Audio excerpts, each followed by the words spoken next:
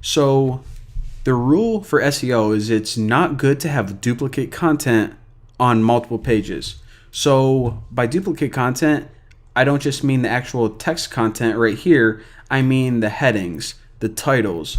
So for all of these video pages, whether it was this one about cooking, or whether it was like this one about Java game development, if all of the titles were just the new Boston tutorial, then that would be awful. That's not something that you want to do. So good, in general, you don't want duplicate content, and those include the titles, the meta description, your H1 titles, and of course the actual content. If you just have a bunch of pages that are exactly the same, that would be kind of stupid anyways, but yeah, that's what that is. So same thing like before, what you can do is you can scroll down and look at every single page that it scanned. So these little warning signs right here, they break it up into title, description, heading, content, and they say, hey, whenever you see warning 2, that means that 2 other pages, well actually just 2 pages, have the same title. For your video's health page, 9 other pages have the same title as this. So if you're wondering, all right, let me go to my health section right here. So you're telling me that 9 pages have the same title, video tutorials. I wonder what other pages they are. Let's try to fix this. If you just hover over this, then it's going to give you a bunch of numbers. 2, 4, 5, 7, 8, 9. What these are they indicate the rows that have the same title. So we can see that, okay, the math page has the same title. The beauty page has the same title. They all just say video tutorials. So again, that's duplicate content. That's something that I definitely want to fix.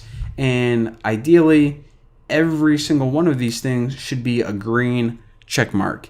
If all of them are green check marks, then, I mean, that's pretty awesome, actually. So, I mean, it's probably rare that you can actually do that. But if you can, oh, man. I'm getting excited just thinking about it. All right, let's go ahead and hop over to page analysis. So page analysis, this is actually a pretty good place to start to see what is wrong with every single page. So it actually breaks it up for you into critical errors and also warnings. Whenever you start, finding a bunch of SEO problems with your site and you want to fix them, always fix the critical errors first. Whenever you fix these, they're going to give you the biggest boost in your search engine results. And these warnings are slightly smaller issues. They're still important, but again, these are going to give you the most, the biggest improvement, the most improvements. How do you say it? How do you talk? How does a language work? All right. And then, of course, warning second.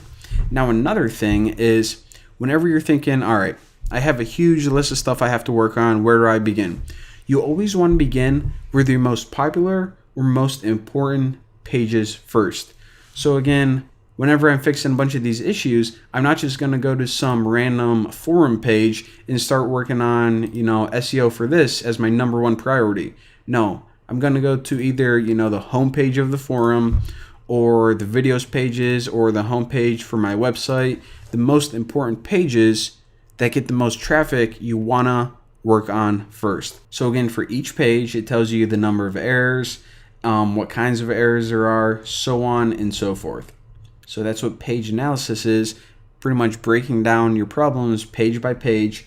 Now, external links, this is essentially an overview of all the outgoing or external links. Now on my website, all of the links, I just have linking to other web pages on my same website. But if I had a link to like Twitter or Facebook or I don't know, like my Google Plus or anything like that, then I would have some data right here. So for this example, not much to show you, but it's useful if you do. And architecture, again, if you have a lot of subdirectories, a lot of my pages right here are just stemmed off the main directory, like videos. This is just a file in the main directory. However, the forum, once you start going in here, this would be a subdirectory. So if you have a lot of subdirectories like this, as you can see, then it's going to give you a little better visual overview. But again, like I said, most of my pages are just linked in that same home root directory. So if I were to scan my entire website, I would get a little bit more of a spider, but there you go.